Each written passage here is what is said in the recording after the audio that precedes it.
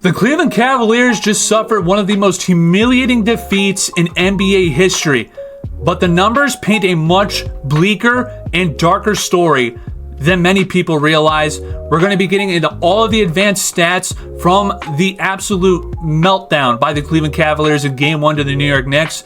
But first, if you guys are sports fans, if you guys like this type of content, make sure you guys hit the like button, subscribe if you're new, and without further ado, let's get into what the numbers had to say about the Cleveland Cavaliers' historic choke versus the New York Knicks in Game 1 of the Eastern Conference Finals. Let's see what the numbers show. So the first thing that I want to talk about is the 22-point lead. Now, the Cleveland Cavaliers were up by 22 points with 7 minutes and 49 seconds left in the fourth quarter. Now, according to ESPN Analytics, when teams were trailing by 22 points in the fourth quarter of a playoff game since 1997, the record for those teams were 1-594. Out of 595 games, only one time did a team come back from 22 points in the fourth quarter in a playoff game. At one point, when the Cavs were up 93-74 or 93-71 in the fourth quarter with 7 minutes and 49 seconds left, the Cavs had a 99.9% chance to win according to ESPN. There was legitimately no way that the Knicks could come back. According to ESPN, there was only a 0.01% chance.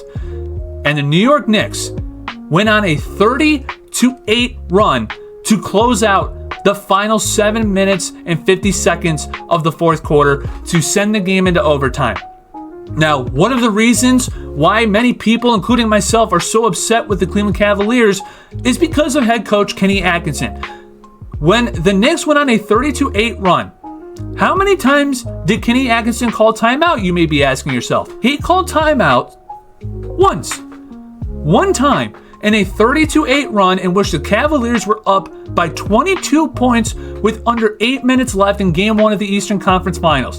He did not call a timeout until the Knicks went on an 18-1 run. Now, it ended up being a 30-8 run by the end of the fourth quarter, but many people, including myself, have been critical of Kenny Atkinson and the lack of use of timeouts throughout the entire postseason. And this one is the most egregious. Now, Kenny Atkinson gave us a reason why he did not call timeout during the 30-8 run, only but one time. This is what Kenny Atkinson had to say about why he didn't use a timeout sooner. Yeah, I like to hold my timeouts. I mean, I didn't want to have one timeout at the end of the game, 1 or 2 point game. I try to hold them, Huh? Wait, Kenny, you mean to tell me that you didn't call timeout when you were up by 22 points and the Knicks went on an 18-1 run? You used a timeout when it got up to an 18-1 run. You didn't want to call a timeout because you like to hold on to them? Brother, you had 4 timeouts at your disposal. When it got to an 8-0 run, that's when you should have called a timeout. I don't understand how Kenny Atkinson allowed this game to just get out of hand and not call timeout. I don't understand it. Honestly, I think if you showed Kenny Atkinson this picture, I think he would think it's a slur. I think he would be so offended by what Shaq is doing in this photo, because what do you mean to tell me you like to hold on to your timeouts? Brother, you are in the Eastern Conference Finals up by 22 points. When the Knicks went on an 8-0 run, you should have ended that shit right then and there. And one of the reasons why many people are upset that Kenny Atkinson didn't call timeout sooner was because of what the Knicks were doing to James Harden on the defensive side of the ball. Now, the Knicks' offensive game plan in the fourth quarter and overtime was absolutely perfect because they were able to get James Harden as the primary defender on Jalen Brunson. In fact, in the fourth quarter and overtime, James Harden was the primary defender on 21 possessions in which he was the primary defender on ball screens in the fourth quarter and overtime combined. 21 possessions, and the Knicks averaged 1.6 points per possession that James Harden was the primary defender on ball screens. Absolutely nuts. So essentially, they were scoring almost every single time James Harden was the primary defender on ball screens. And they also got James Harden on isolation island against Jalen Brunson in the fourth quarter. In fact, they got James Harden in isolation plays on defense 8 times in the fourth quarter, and they averaged 1.88 points per possession when James Harden was guarding Jalen Brunson in isolation plays. That is tied for the most in the NBA playoffs or regular season since the 2013-14 season. The New York Knicks absolutely hounded and targeted James Harden on defense. And even Mike Brown himself said that this is what they were trying to do. And he remembered how when he was the assistant coach in Golden State, he remembered how the Golden State Warriors game planned around James Harden back in 2017. This is what he had to say in his post-game press conference. If it does or not, but you hope telling your guys that it gives you a little bit of a psychological advantage. I'm gonna let out a secret. When I was with Golden State, we played Houston in the playoffs. We counted James Harden's dribbles, and we told our guys, hey, he's dribbling close to 1,000 times. He's not doing that anymore because they got Donovan Mitchell. But at the time, we were like, he's dribbling almost 1,000 times a game, and our high guys, KD at like 300 or right below 300. Keep picking them up full court. Keep making them dribble because at the end of the series, at the end of games, it's going to wear them down. So yeah, the New York Knicks were absolutely targeting James Harden on the defensive side of the ball. And that's why so many people, including myself as Cavs fans, are so upset with Kenny Atkinson. Because what do you mean that the Knicks just blatantly kept saying, yeah, we're trying to get James Harden as the primary defender against Jalen Brunson. And every single time that they did that, the Knicks kept scoring almost every single possession. Now, it wasn't like James Harden was lighting it up on the offensive side of the ball either. In fact, he had more turnovers in this game than field goals. And this was the 6th time this postseason where James Harden had more turnovers than made field goals in a playoff game. 6th time in this postseason. He is not the same player that he was in 2018. And that's why so many people are so upset with Kenny Atkinson right now, because why did you not call more timeouts and take James Harden out of the picture and put a guy like Max Strus or even Sam Merrill or Keon Ellis or Jalen Tyson in so that you guys have a real defender on a guy like Jalen Brunson? And in fact, reporters asked Kenny Atkinson if Kenny Atkinson had any inkling or thought about benching James Harden in the fourth quarter. Just listen to what Kenny Atkinson said in his post-game press conference when asked about that. Did you ever feel like it got to the point where you had to put him on the bench just a little bit of defensive possessions to kind of mitigate that? No, listen, he's been one of our best defenders and he's played the playoffs. I trust him. Smart, great hands. Didn't think about that. Kenny, I'm going to have to hold your hand when I say this, but again, 21 possessions in which James Harden was the primary defender on screen plays by the New York Knicks. The Knicks averaged 1.6 points per possession when James Harden was the primary defender on screens.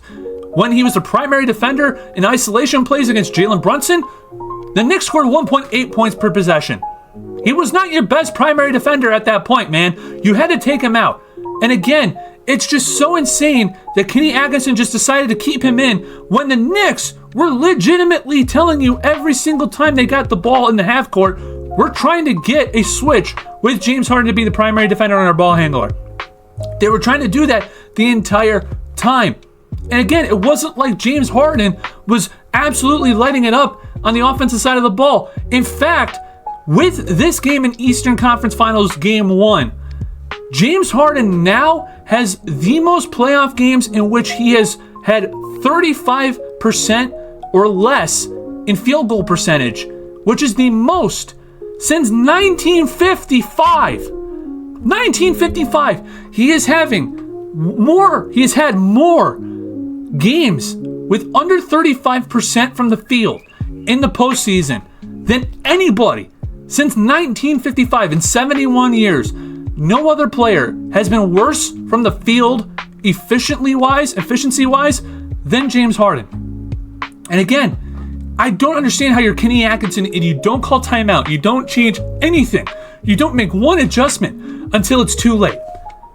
It's coaching malpractice at its finest. And one of the other things that we have to talk about is the Cavs turnovers, primarily with giving up points after turnovers. In fact, The Cavs gave up 28 points off of turnovers last night to the New York Knicks. It's the 6th time in the postseason this year that they have allowed 25 or more points off of their turnovers this season.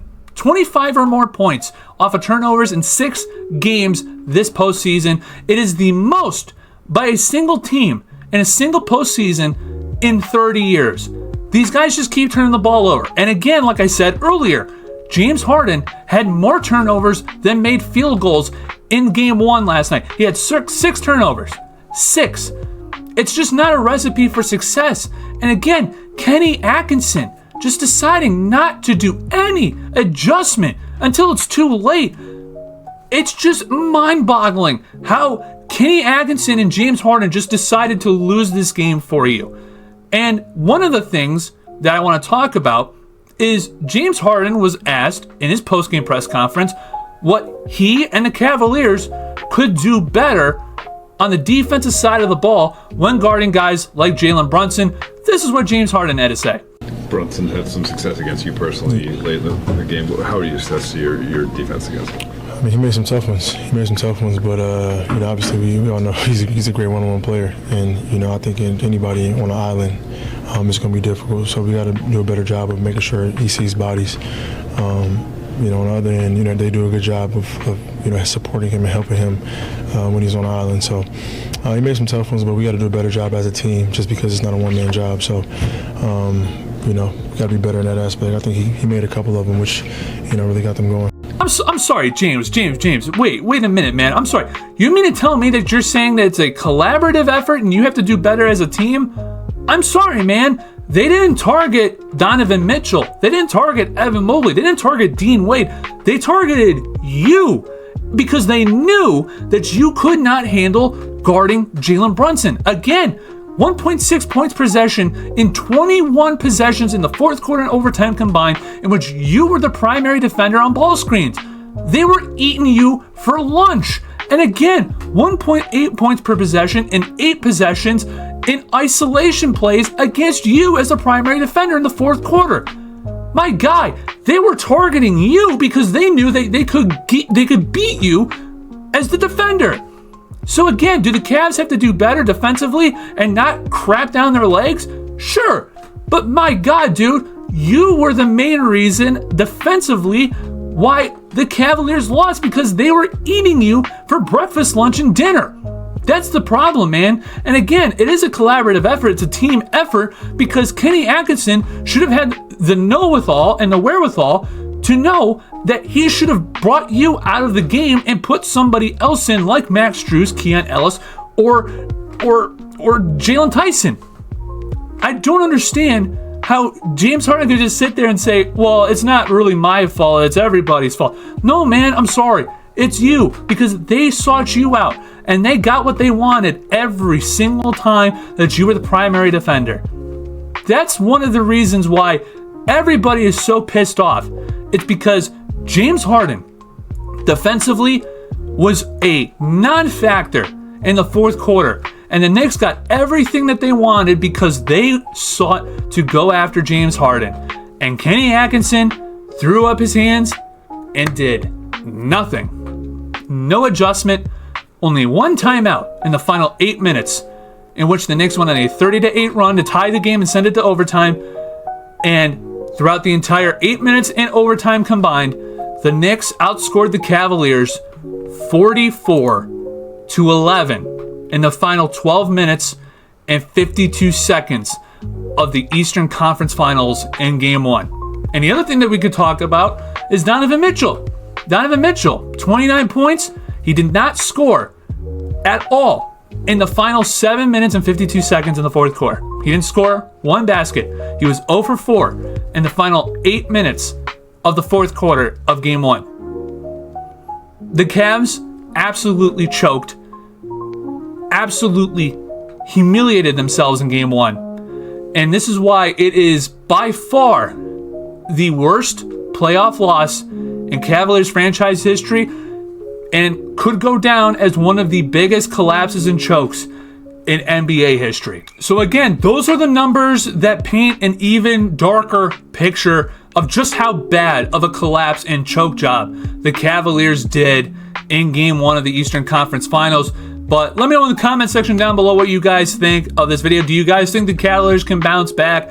Do you guys think the Knicks are going to win easily? Let me know in the comment section down below. Thank you guys so much for watching. If you guys enjoyed this content, if you guys want to see more videos like this here on this channel, make sure you guys hit the like button, subscribe to the channel if you are new.